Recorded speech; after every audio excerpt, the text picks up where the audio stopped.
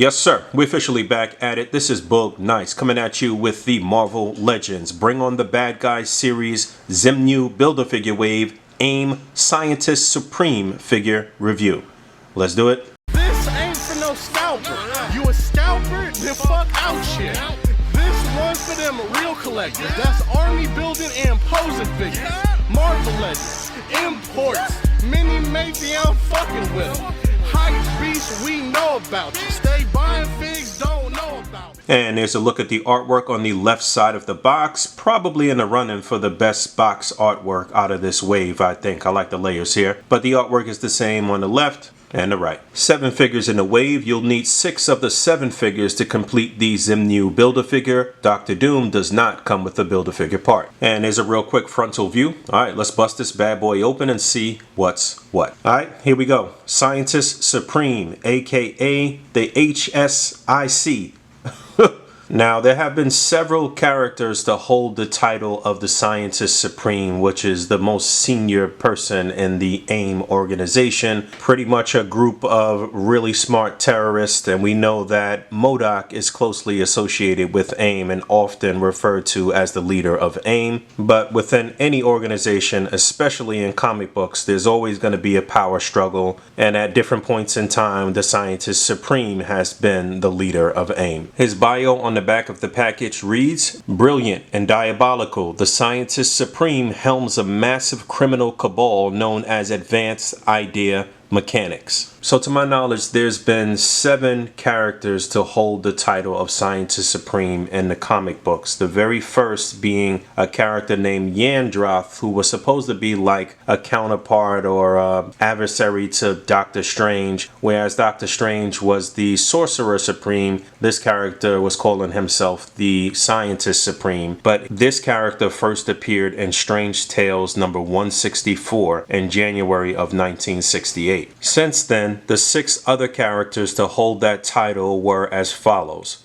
Lyle Getz, Victor Conrad, George Clinton, not to be confused with the musician, Vladimir Tykio, I don't know. And then there was Monica Rappaccini. I think they had Hank Pym listed as one of the Scientist Supremes at some point too. I don't know if he really goes in there. I forgot where I am in my math. But I do believe that Hasbro was going for the Andrew Forson version of the Scientist Supreme for this particular Marvel Legends figure. And he first appeared in Fantastic Four number 610 in November of 2012. This version was created by Jonathan Hickman and Ryan Stegman. The Scientist Supreme is packed in with the right arm to complete the Xemnu Build-A-Figure. This looks to me to be a pretty slick reuse of what was originally the modern Taskmaster figure, if I'm not mistaken. Then I think they reused that buck again for the Hydra Supreme Captain America, and then once again for the Gameverse Contest of Champions Captain America. Pretty true to form here. Looks accurate to the comic books. I could see one little minor paint imperfection on that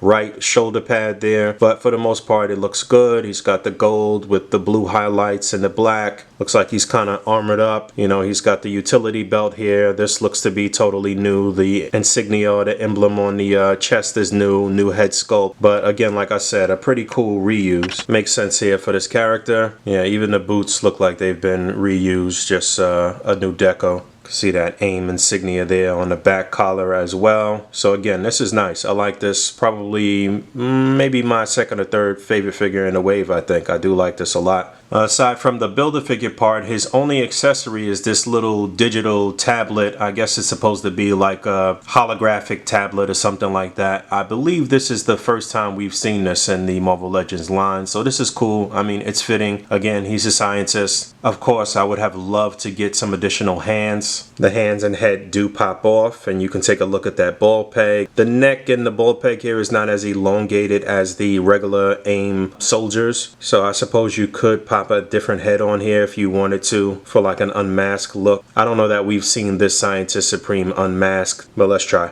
So yeah, you can pop other heads on there. I actually tried to put the Red Skull head on here first, the one that came with the armored Red Skull from the Abomination Build-A-Figure wave, but I realized that I could pop the head on there, but these ball pegs tend to come out if you pop a head on there with a smaller sort of peg hole, so I didn't want to remove the ball peg from the neck and have to go through all of that. But yeah, this is the head from the movie Professor X and Magneto 2-pack. Shout out to my man Hannibal Beast 13 for sending me this figure. I really wanted this suited body. But anyway, yeah, it looks okay. The proportions, I guess, look okay here. You could finesse it. Again, if there is some image of this particular version of the Scientist Supreme unmasked, then you guys let me know in the comments below. Pretty standard articulation for a male Marvel Legends character. The head does kind of rock on that joint, back and forth, pivot. You could do a full 360. Despite the collar, you do get a good range of motion on the head. Shoulders on the ball joint, they're going to come up just about that far. They're going to be hindered a little bit by the shoulder pads. You can do a full 360 though, because this is sort of like a softer, pliable plastic here. Upper bicep swivel. There is a double jointed elbow. There's a swivel and a hinge on the wrist. Upper torso articulation looks like this. You can pretty much rock them at this ball peg. I assume this whole entire upper portion is on a ball peg. There is no rotation at the waist. This belt is actually a separate part. You can move it slightly. T-joint at the pelvis. Legs will come up that far. You do have an upper thigh swivel, double jointed knee, and you do get a hinge and a pivot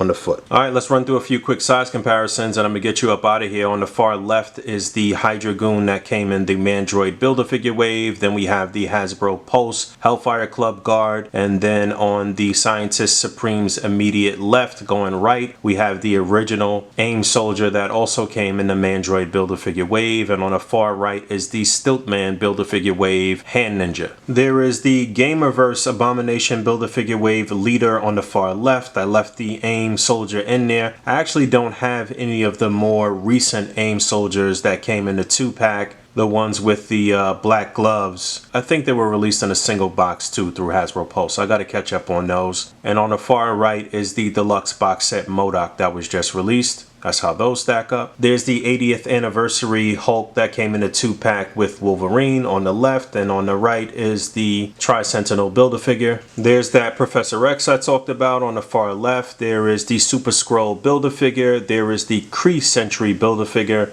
And on the far right is Silverman that was packed in with Speed Demon. And there's me trying to squeeze all of his wave mates into one frame here. Dr. Doom, Dormammu, Dr. Doom without his cloak, the Hood without his hood, Arcade, Lady Deathstrike, and Red Skull. And there he is next to the last two Build-A-Figures I almost completed. So the Bro Thor, I'm just missing his left arm, which I should get this week. And then the Xemnu Build-A-Figure, which is the Build-A-Figure we built together over this series of these reviews. So yeah, I think this is a dope figure. One of my favorites out of this wave. My only gripe is that I wish he would have come with a few more hands, you know, for more expressions and what have you. Somebody like this, it's not going to be running and gunning and jumping and flipping and what have you. In your displays, most of his expression is probably going to come from how you display him with certain body language, and that includes different expressive hands. I don't think it was really necessary to get an additional head sculpt because, again, I don't know if we've seen this guy unmasked.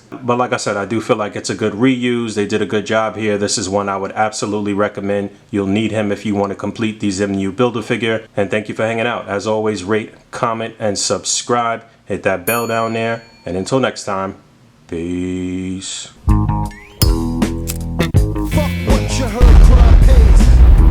That's impressive. Fuck what you heard, crime pays.